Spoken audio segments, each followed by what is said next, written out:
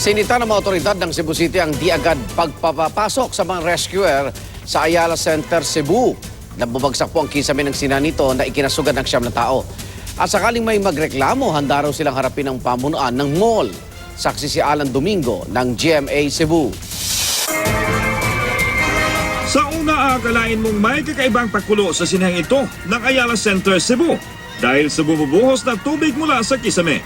Pero disgrasya pala ang kasunod niyan. Biglang bumagsak ang kisame ng Cinema 5 ng mall. Ang nasa 300 katao sa loob na nooy dumadalo sa exclusive screening ng isang kumpanya, kanya-kanyang pulasan. Sa isang iglap, ang pinakabagong sinihan ng Ayala Center Cebu nagkasira-sira. Paliwanag ng pamunuan ng Ayala Center Cebu, nagka-problema raw ang sprinkler system kaya bumagsak ang acoustic boards na nasa kisame ng sinihan. Rumisponde naman agad ang emergency brigade ng mall at binigyang lunas ang 9 na sugatan. Handa raw ang pamunuan ng mall sa reklamong balak isampa ng kumpanyang nagpa-private screening doon.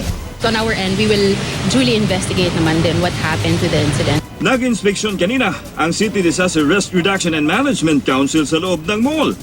Sa investigasyon nila, ang naipong tubig ng air conditioning system ang dahilan ng pag-collapse ng bahagi ng kisame. Kaya, paalala nila sa mga malalaking establishmento.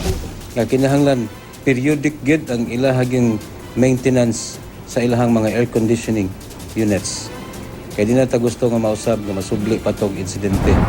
Nasita rin nila ang ulat na hindi agad nakapasok ang mga rescuer sa loob ng mall dahil sa mahigpit na seguridad. Dahil sila maka-sold sa vicinity, kay ang security guard, mga pa sila clearance na sa ilaha pong head.